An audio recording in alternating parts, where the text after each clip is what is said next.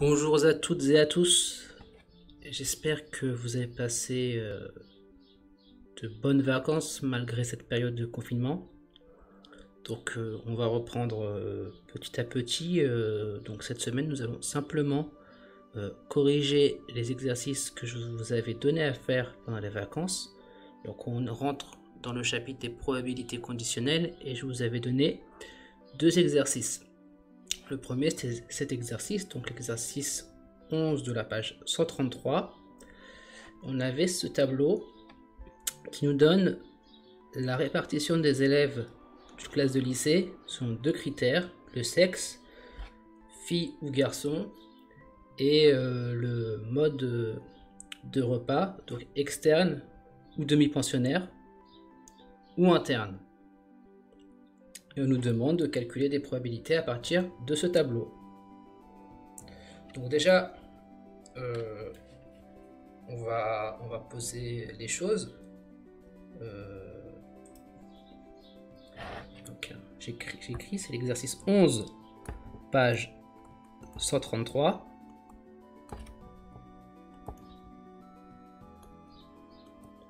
Donc j'ai posé F, l'événement être une fille. Bien sûr, G, ce sera garçon.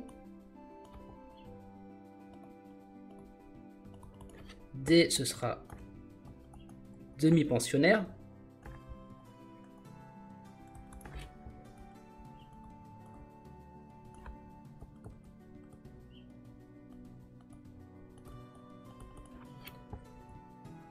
E, ce sera externe. Alors on pourrait poser I pour interne, mais je ne vais pas l'écrire parce qu'on ne va pas utiliser interne dans les probabilités, ne me semble pas. Alors, on y va. Donc, on choisit un élève dans la classe au hasard. Quelle est la probabilité que ce soit une fille demi-pensionnaire? Donc, comment on fait ça? On regarde la case des filles demi-pensionnaires. Donc, ligne fille, colonne demi-pensionnaire, c'est là. Donc, il y a 12 filles demi-pensionnaires. Et pour avoir la probabilité, il faut diviser sur le nombre de tous les élèves dans la classe. Donc le total de tous les élèves, le tableau le donne, c'est 30. Donc cette probabilité, c'est 12 sur 30. Donc déjà, c'est quoi être une fille demi-pensionnaire? Fille, c'est F. Demi-pensionnaire, c'est D. Et c'est être une fille et demi-pensionnaire. Donc je rappelle, avoir les deux en même temps, c'est ce symbole-là et ça se lit F inter D. Et donc on cherche la probabilité de F inter D. Et donc la probabilité de F inter D, c'est égal à 12 sur 30. Donc qui fait à peu près est égal à 0,4.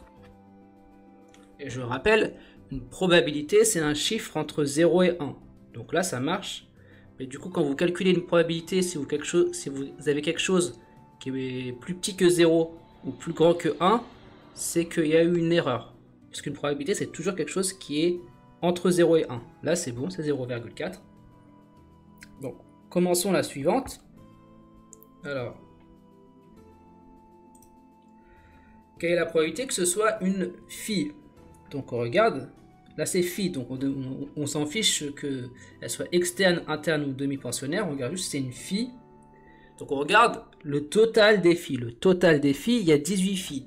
Donc c'est 18 sur 30. Donc probabilité que ce soit une fille, c'est juste F, et c'est juste 18 sur 30. Et on peut vérifier que 18 sur 30, ça vaut 0,6.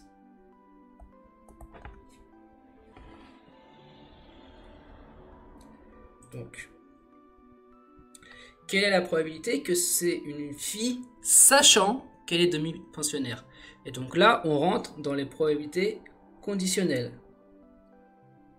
Donc déjà, on regarde dans la, comme on est sachant qu'elle est demi-pensionnaire, on reste dans la colonne demi-pensionnaire. On regarde les filles. il y en a 12. Mais là, on ne divise pas par le total des filles, on divise par le total des demi-pensionnaires. On ne divise pas par tout le total. Donc là, la probabilité, c'est 12 sur 20. Donc la probabilité que ce soit une fille, c'est P de F. Et je rappelle, hein, sachant qu'elle est demi-pensionnaire, donc demi-pensionnaire c'est D, c'est sachant D, on met ça en indice comme ça. Donc c'est P de F sachant D, la probabilité que ce soit une fille sachant qu'elle est demi-pensionnaire. Et donc c'est 12 sur, pas le total de tous les élèves, mais le total de demi-pensionnaires, donc 12 sur 20. Et 12 sur 20, c'est 0,6. Enfin, la dernière. Quelle est la probabilité que ce soit un interne, sachant que c'était un garçon? Ah bah tiens, je me suis trompé, je pensais qu'on ne parlerait pas d'interne. En fait, si, on parle d'interne. Donc là, je vais poser I égale interne.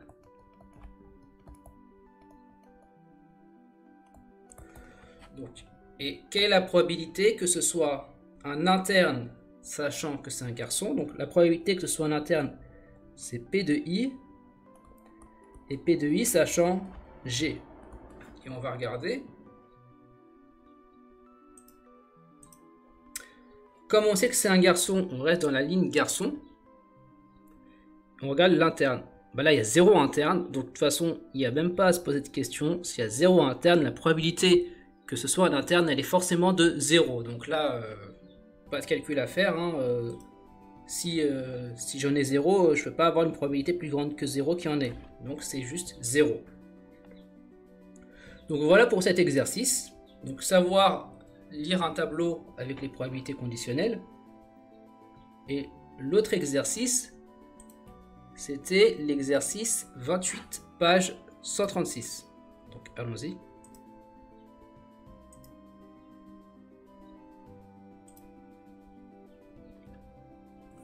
Donc on a un magasin d'informatique qui propose différents produits, des ordinateurs, du matériel d'impression, des logiciels.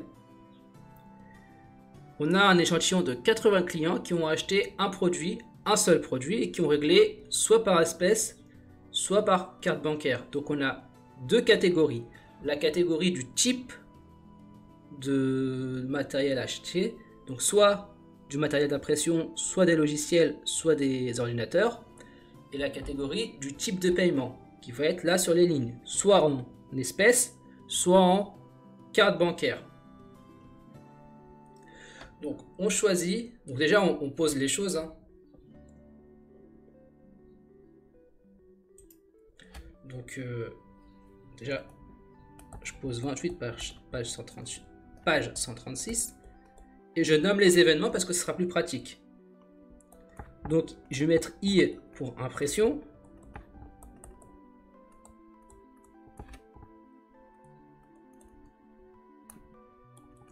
Je vais mettre L pour logiciel.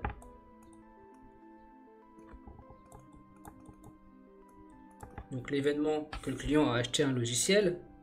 Je vais mettre O pour dire que le client a acheté un ordinateur. Donc là je résume, normalement je devrais, si je devais bien faire les choses, c'est I, c'est l'événement, le client a acheté du matériel d'impression. Mais là je vais pas recopier à chaque fois. Ensuite je vais mettre E pour dire que le client a payé par espèce, et C pour dire que le client a payé par carte bancaire.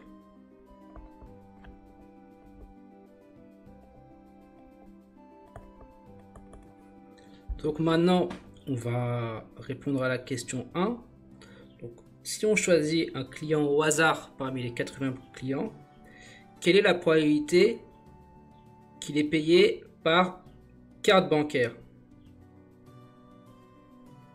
Ben, on regarde combien il y a de clients qui ont acheté par carte bancaire. il faut additionner les trois lignes de les trois cases de la ligne carte bancaire. Donc 36 plus 14 plus 6. Donc, la question. Donc, il y a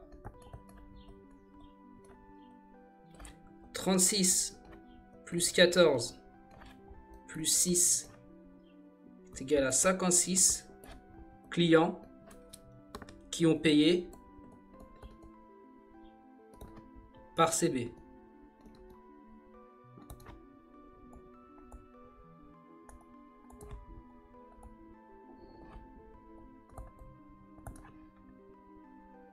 Et donc, la probabilité d'avoir payé par carte bancaire, donc on écrit P2C, c'est égal au nombre de clients qui ont payé par CB sur le nombre total de clients, donc 56 sur 80.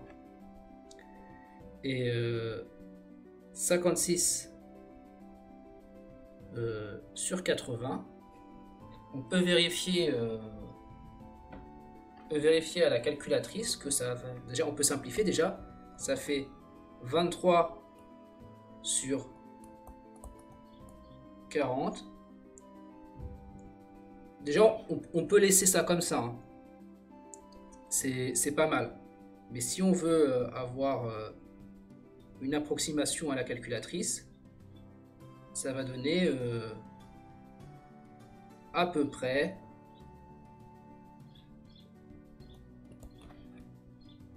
0,58. Donc maintenant, on va regarder la seconde.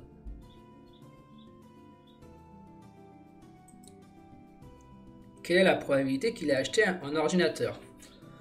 Donc on regarde dans la case, dans la colonne plutôt, ordinateur, on regarde toutes les cases de la colonne ordinateur. Donc la première, il y en a 0, la seconde, il y en a 6. Donc en tout, il y a eu 6 ordinateurs achetés. Donc on l'écrit.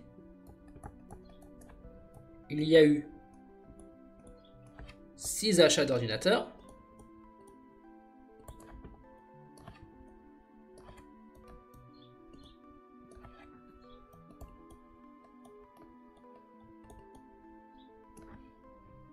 Et donc la probabilité d'acheter un ordinateur qui s'écrit P2O, ben, ça va être donné par 6 sur 80, ou dit autrement 3, parce que là on peut simplifier par 2 en haut et en bas, donc 3 sur 40, et c'est égal à 0,075. Donc voilà. La troisième. Quelle est la probabilité qu'il ait acheté un logiciel et payé en espèces? Donc on regarde la colonne logiciel et la ligne espèces. On regarde la case correspondante. Donc c'est 12.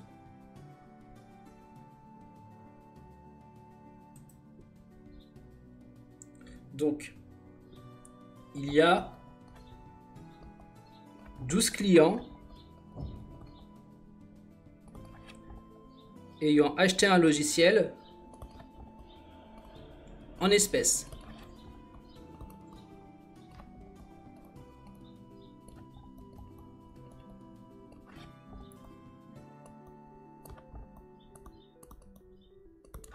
Donc, la probabilité d'avoir acheté un logiciel en espèces, bah, acheter un logiciel c'est L, acheter en espèces c'est E, c'est L inter E, et donc c'est 12 sur 80, et 12 sur 80 on peut vérifier que c'est égal à 0,15. Alors regardons la suivante. Ce client a acheté du matériel d'impression. Quelle est la probabilité qu'il est payé par carte bancaire? Alors là, c'est pas dit explicitement, mais c'est une probabilité conditionnelle. Et il y a eu plusieurs d'entre vous qui ont fait des erreurs à partir de ce niveau-là. Pourquoi c'est une probabilité conditionnelle? Parce qu'on a une condition, on a une information, on sait qu'il a acheté du matériel d'impression. Donc là, ce qu'on demande, c'est quelle est la probabilité qu'il est payé par carte bancaire, sachant qu'il a acheté du matériel d'impression. Et du coup, quand on va faire les calculs, il faut rester sur la colonne impression. Donc combien il y a de gens qui ont payé par carte bancaire, sachant qu'ils achètent un matériel d'impression? Il y en a 36. Et il faut diviser non pas par tous les clients 80, mais par seulement les clients qui ont acheté du matériel d'impression. Donc, il y a 36 clients qui ont acheté du matériel d'impression par CB.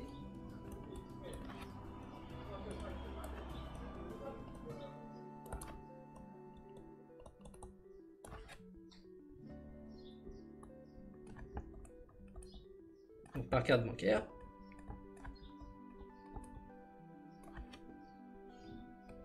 Et il y en a 48 qui ont acheté du matériel d'impression en tout. Donc que ce soit espèce ou carte bancaire.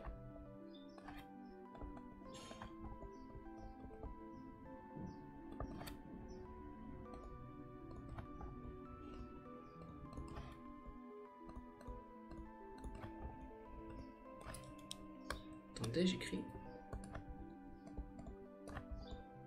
Donc pourquoi 48?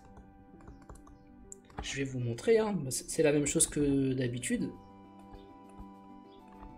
Il suffit juste d'additionner les cases. Donc je reviens au tableau. Donc on regarde la colonne impression. Il y en a 12 en espèces, 36 en carte bancaire. Donc au total, il y a 48 clients qui ont acheté du matériel d'impression.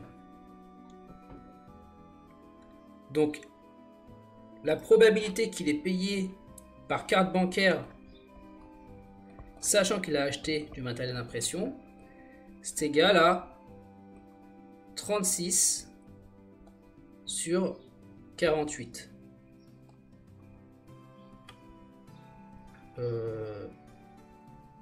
Ça, on peut le simplifier parce que les deux sont divisibles par 6. 36 divisé par 6, ça fait 6. Et 48 divisé par 6, ça fait 8. Et là, du coup, ça, on peut vérifier que c'est égal à 0,75. Il en reste une dernière.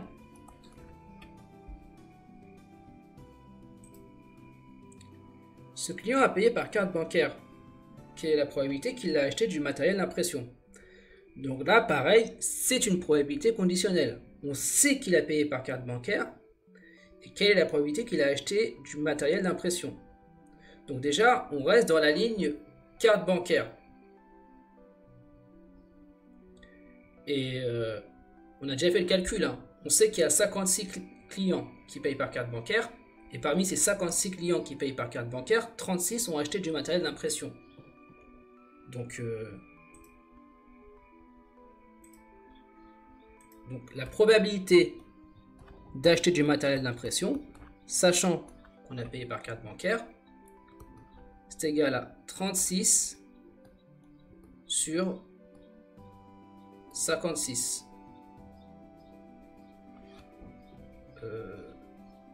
Les deux sont divisibles par 4. Donc on peut simplifier. 36 divisé par 4, ça fait 9. Et 56 divisé par... Non, je dis n'importe quoi. 56, c'est pas divisé par 4. Donc les deux sont divisibles par 2. 36 divisé par 2, ça fait 18. Et 56... attendez. Si, c'est divisé par 4. Autant pour moi. Donc là, je remets 9. Et 56 divisé par 4, ça fait 14. Donc ça fait 9 sur 14.